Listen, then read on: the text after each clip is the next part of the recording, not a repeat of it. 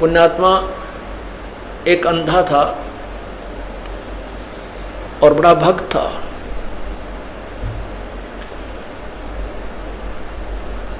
बड़ी साधना करा करता था।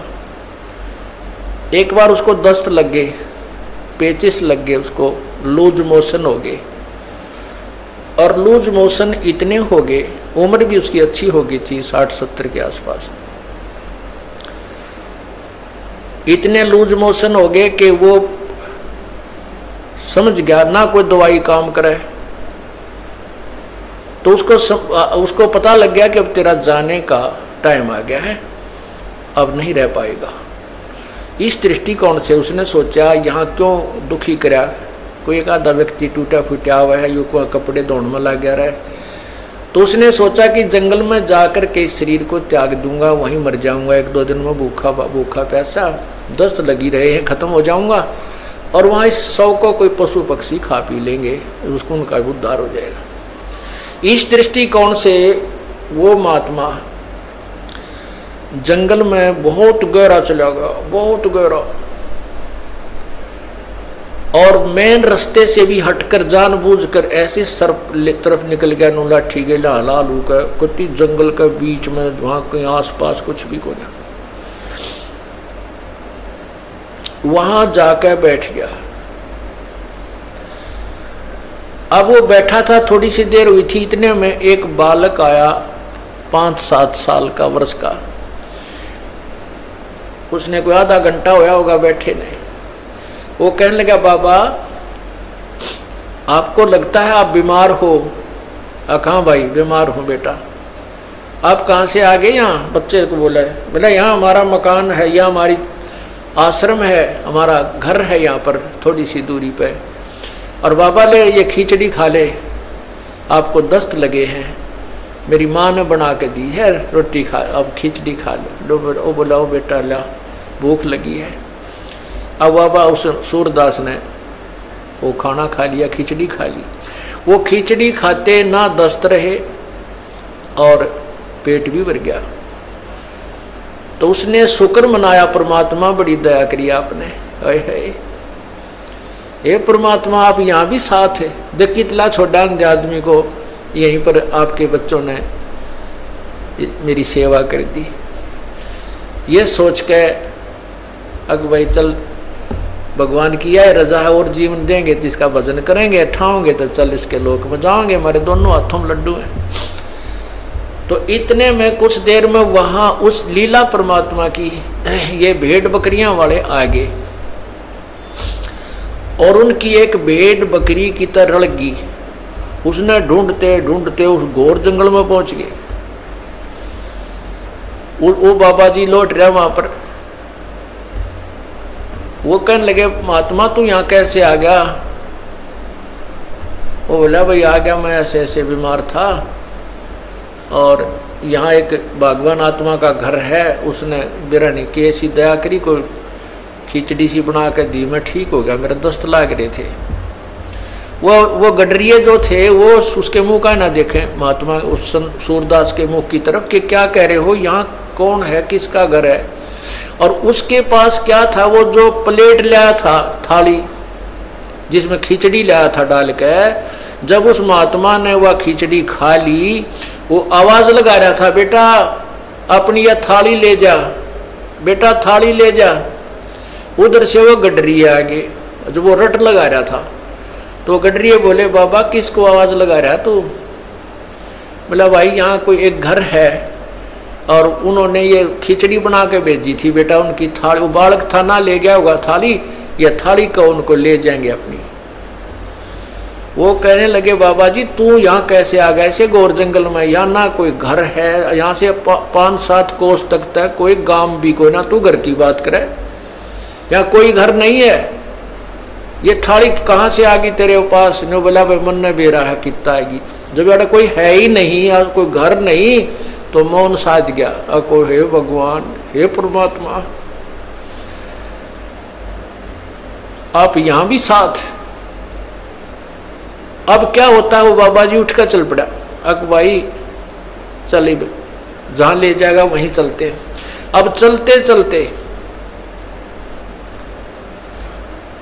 वो जा रहा था कि आगे एकदम गड्ढा था। वो गड्ढा ऐसे स्टाइल में था जय वो स्पीड उसकी इतनी थी बाबा जी की कि वो लाठी थोड़ी टेका था, कदम गणे दर था।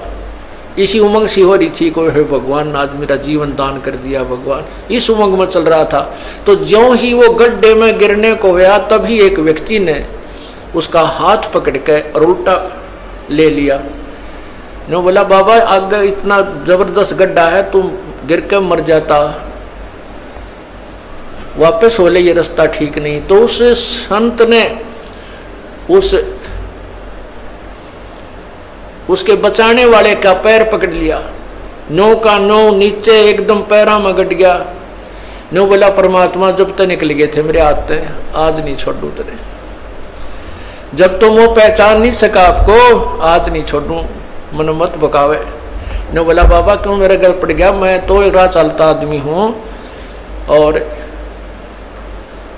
ये तो सूत बैठ गया, तू मर रहा हो, मैं भगवान ने भेज दिया यहाँ तेरे को बचाने के लिए। नो बोला ना, एक बार धोखा खास गया सूरदास, दूसरी बार नहीं।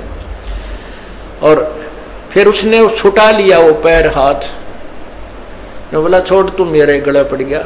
जब वो कहता है, कहने लगा कोई बात नहीं, तू सारी सृष्टि का मालिक है और मैं बोधा जी तेरा मेरा के मुकाबला है कि मैं तुझे पकड़ सकूं, लेकिन सूरदास के दिल से निकल जा जब देखूं किसा बलवान तू।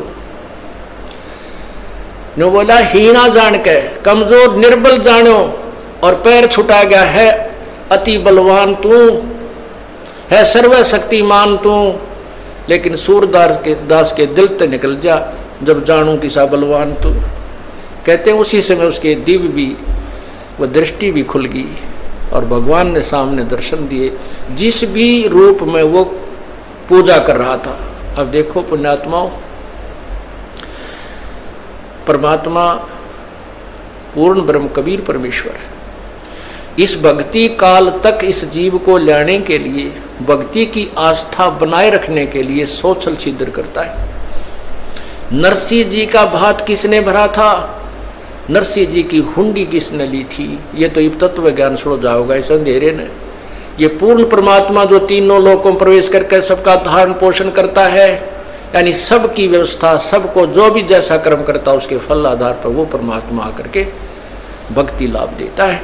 तो पूर्ण परमात्मा आए और फिर उसको कहा बेटा ये भक्ति कर, ये भगवान है, ऐसा नाम जप। और फिर ये कहा कि मैं तो उसका भेजा हुआ हूँ, तू नाम जाप कर, नाम से मोक्ष होगा। तो पुण्यात्माओं कहते हैं जब उसमें प्यार आया, जब फूट फूट कर रोने लगा सूरदास, बुरी तरह तड़फने लगा, जो परमात्मा प्रकट हो गए, उसके नेत्र भी दे दिए और सामने दर्शन भी दिए। जैसे सूरज के आगे बदरा ऐसे करुण छयारे, प्रेम की पवन करे चत मंजन वो झलके तेज नयारे।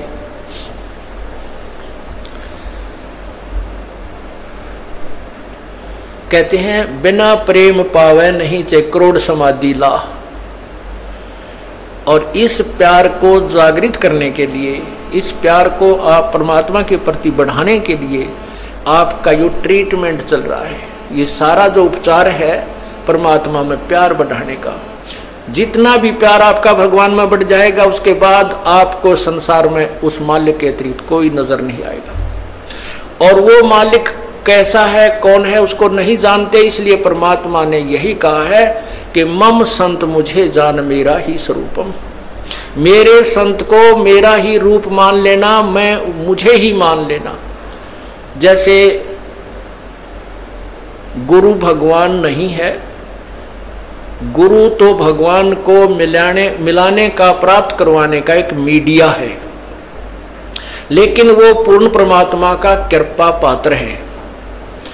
उसको परमात्मा को पाने के लिए हमारे को गुरु जी को भगवान मानना पड़ेगा, और भगवान मान के वो रिहर्सल करनी है, हमने वो प्रैक्टिकल करना है कि जब हम पूर्ण परमात्मा के सामना होगा कहीं वहां कोई गलती ना बन जावे। यही जो गलतियां हो लें अपनी सुधारना, और फिर अंत में ये पक्के हो जावा कि यह गलती फिर आगे नहीं होनी चाहिए।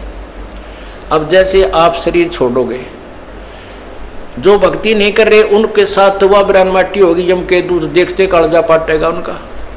और आपको परमात्मा स्वयं इस दास के रूप में खड़ा पाओगा, क्योंकि आप मुझे पहचानते हो, मेरी शक्ल को पहचानते हो। भगवान आपको वहां मिलेगा और आपको साथ लेकर के ऊपर जाएगा। तो आपको ऐसा लगेगा जैसे सत्संग में जा रहे हैं, वहां पर भी ऐसे ही मेले भरे होंगे, परमात्मा की लीला होगी, और वहां फिर तुम कोई गलती कर दोगे, क्योंकि यहाँ परमात्मा बहुत समय तक आपको फिर रखता है। इस 21वें ब्रह्मांड में एक, यहाँ इस एक ब्रह्मांड में अलग स्थान है परमात्मा, वहां भी आपकी पूरी ट्रेनिंग लेगा।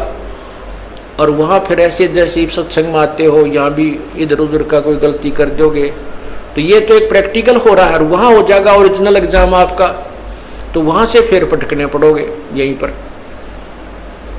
उसमें इतना सुख जरूर हो जाएगा कि कई सैकड़ों मनुष्य जन्म में मिल सकते हैं, पार नहीं हो सकते।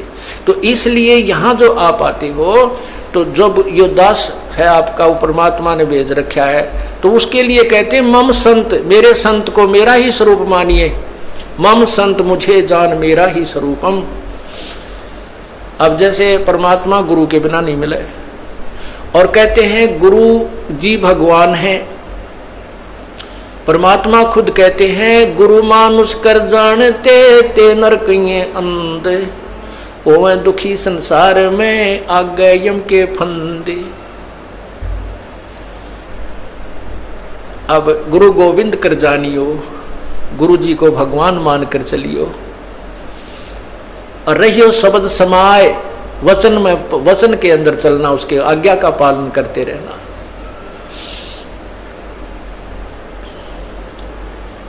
गुरु की आज्ञा आवही, गुरु की आज्ञा जाव, कह कबीर सो संत है आवागमन नसाए।